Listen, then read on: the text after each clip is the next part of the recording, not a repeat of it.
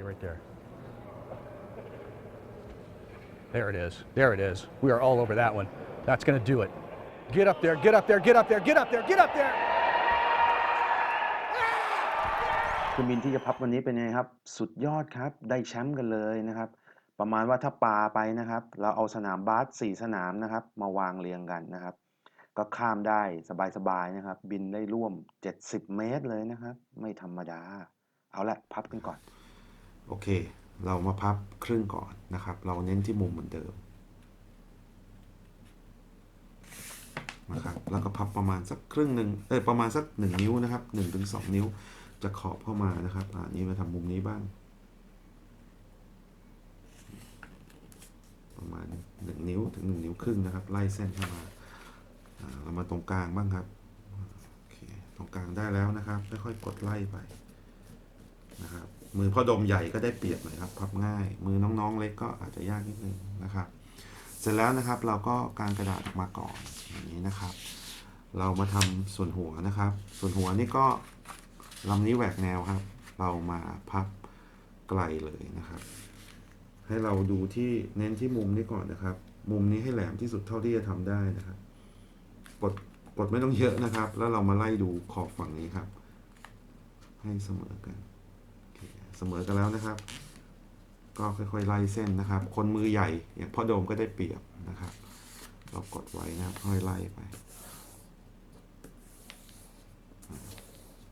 แล้วก็ทำอีกด้านนึงครับ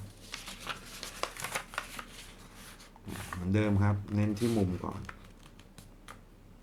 นะครับเอามุมด้านนี้ให้แหลมเปี้ยวเท่ากันเป๊ะนะครับแล้วมาทำด้านนี้ครับปรับให้มันเท่ากันเสร็จแล้วนะครับก็ค่อยๆไล่เส้นไป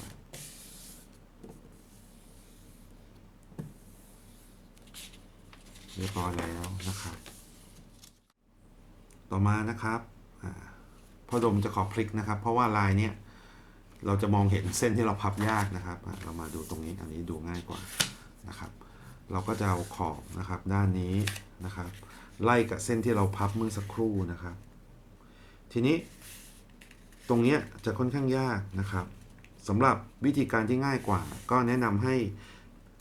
ไปดาวน์โหลดแพทเทิร์นกระดาษนะครับในคลิปของเครื่องบินแชมเปี้ยนนะครับนี่พ่อดมจะชี้ให้ดูนะครับตรงนี้เป็นเส้นที่เราพับนะครับเห็นไหมเส้นที่เราพับอยู่เส้นนี้นะครับเราอย่าชนนะครับอย่าชนกับเส้นเราต้องเหลือที่ไว้นิดนึงนะครับอย่างนี้เหลืออยู่ประมาณสัก2มิลนะครับเสร็จแล้วเราค่อยกดแล้วเราทำด้านนี้เหมือนกันครับด้านนี้ก็จะมีเส้นเผื่อบางทีกล้องอาจจะไม่ชัดนะครับ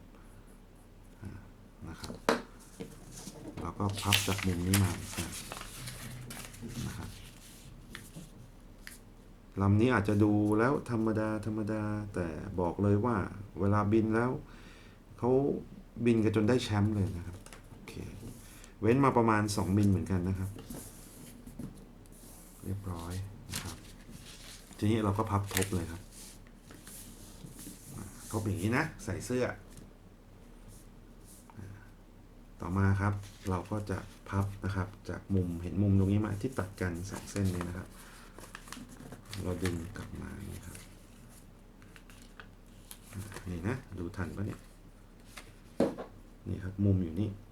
เรามามุมนี้นะแล้วก็พับมาแล้วให้ร่องตรงกลางนี้นะครับเป็นแนวเดียวกับเส้นนี้นะครับเส้นเดียวเป็นแนวเดียวกันเลยกดไว้นะครับขอบนี้เนี่ยครับเห็นไหมถ้าขอบนี้ผมพ่อดมกดไปปุ๊บเนี่ยมันก็จะบี้อย่างเงี้ยไม่สวยครับวิธีการคือใช้ที่รีดกระดาษนะครับก็คนที่ไม่มีที่รีดกระดาษเราใช้เป็นไม้เต็มอย่างนี้ก็ได้นะครับขอบก็คมเหมือนกันแต่ถ้าคนที่มีก็ใช้นะครับน้องๆคนไหนอยากได้นะครับท้ายรายการพ่อดมมีแจกนะไปฟังกติกากันว่าต้องเข้าไปทำยังไงไปดูที่ไหนนะครับโอเคเอาละขั้นตอนต่อมาครับเราก็จะพับนะครับขอบเนี้ยสังเกตให้ดีนะครับมันจะมีร่องตามเส้นนี้นะครับที่เราเคยพับไว้นะครับเราพับเข้ามาแต่ยังไม่ต้องกดแรงเราแค่พับเข้ามาก่อนนะครับ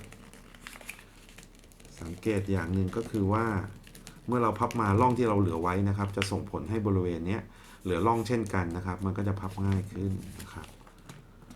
ดูมุมดีๆนะครับ ยังไม่ต้องกดแรงให้มาชม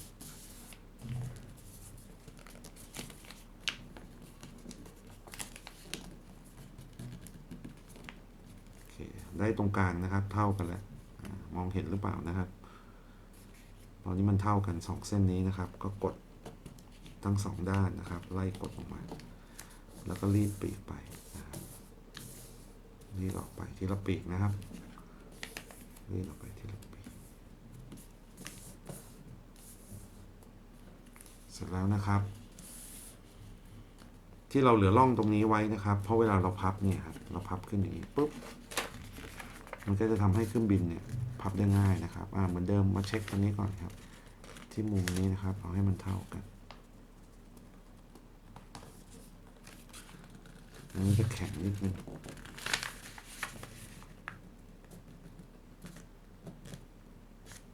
โอเคเท่ากันแล้วเท่ากันแล้วก็กดรีดช่วงกลางลงคอแล้วเราก็จะมาพับตัวบอดี้กับตัวปีกนะครับส่วนตรงนี้นะครับเวลาเราพับเนี่ยเราจะเฉียงสไลด์มาอย่างนี้นะครับจากช่วงขอบเนี่ยนะครับขอบช่วงมุมหัวนะครับเราจะเฉียงขึ้นมาประมาณนี้นะครับนี่นะเฉียงขึ้นมาประมาณนี้เน้นที่หัวก่อนนะครับที่หัวก็แหลมๆไว้นะครับ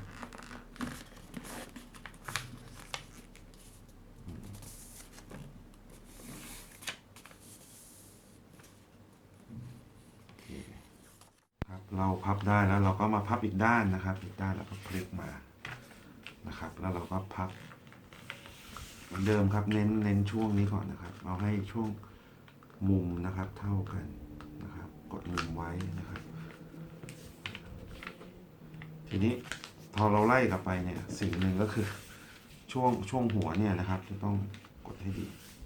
นะครับโอเคไล่เท่ากันแล้วก็ขั้นตอนต่อมาคือเราใช้ที่รีดกระดาษเนี่ยครับเป็นตัวรีดนะครับพ่อดมชอบใช้แบบที่เป็นที่รีดกระดาษโดยตรงนะครับเพราะว่ามันจะแข็งกว่าแบบที่เป็นไม้ติมนะครับไม้ติมเนี่ยใช้ไปแล้วบางทีมันหักนะครับอันนี้เป็นพลาสติกโดยตรงก็จะแข็งหน่อยนะครับเน้นที่หัวเยอะๆนะครับอันนี้พ่อดมมีแจกให้เหมือนกันนะครับก็เข้าไปดูนะครับเพจที่ชื่อว่าวิศวกรตัวน้อยนะครับตรงนี้ถ้าเส้นไหนเราไม่ถูกต้องเราก็แก้ที่ตรงนี้นะครับเรียบร้อยแล้วครับเราก็มาเช็คนะครับองศานะครับของตัวปีกนะครับแน่นอนว่าปีกลักษณะที่เป็นเมื่อเราปานะครับมองจากด้านหน้าเราปาอย่างนี้นะปีกที่เราเซตอย่างเงี้ยเป็นปีกตัว A นะครับฉะนั้นสิ่งที่เกิดขึ้นก็คือว่าเมื่อเราปาไปเนี่ยอันนี้เนี่ยมันก็ทำให้เกิดการอัพไซด์ดาวหรือการพลิกนะครับวิธีนี้ไม่ถูกนะครับเราต้องแก้จากตัว A นะครับให้กลายเป็นตัว V แทนนะครับเราก็ใช้วิธีปรับที่ด้านหน้านะครับเราปรับอย่างนี้นะครับให้มันเปิดปีกขึ้นมาอย่างนี้นะครับปึ๊บเปิดขึ้นมาประมาณนี้แน่นอนเสร็จแล้วมันก็จะบินดีนะครับอย่าลืมทุกครั้งก่อนที่จะบินเราเซตนะครับให้มันกลายเป็นลักษณะของตัว V นะครับThe Champion เสร็จเรียบร้อยแล้วนะครับแล้วอย่าลืมนะครับพ่อดมยังมีFacebook Kit Can Craft นะครับสะกดแบบด้านล่างเลยนะครับแล้วพ่อดมยังมีรีวิวนะครับเครื่องบินโฟมลำเล็กๆนะครับหรือจะเป็นเครื่องบินโฟมลำใหญ่แบบว่าที่ต้อง modify หรือปรับแต่งเพิ่มเติมนะครับจะได้บินกันเจ๋งๆตัวนี้ปีกกว้างเกิน1 ไม้บรรทัดอีกนะครับกระซิบเลยครับพวกนี้พ่อดมมีแจกหน้าให้เข้าไปดูที่ Facebook ครับแต่ละเดือนก็จะไม่ซ้ำกันสำหรับน้องๆคนไหนนะครับอยากได้ที่รีดกระดาษนะครับจะได้เป็นแบบมือโปรกันเลยนะครับ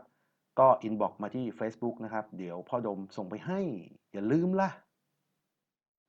สำหรับน้องๆหนูๆคนไหนนะครับที่ชื่นชอบการพับกระดาษหรือเล่นของเล่นเป็นชีวิตจิตใจนะครับกดติดตามไว้เลยนะครับและพ่อดมยังมี Facebook นะครับวิศวกรตัวน้อยนะครับเข้าไปร่วมเล่นเกมลุ้นของรางวัลทุกต้นเดือนอย่าลืมไปกดไลค์ล่ะ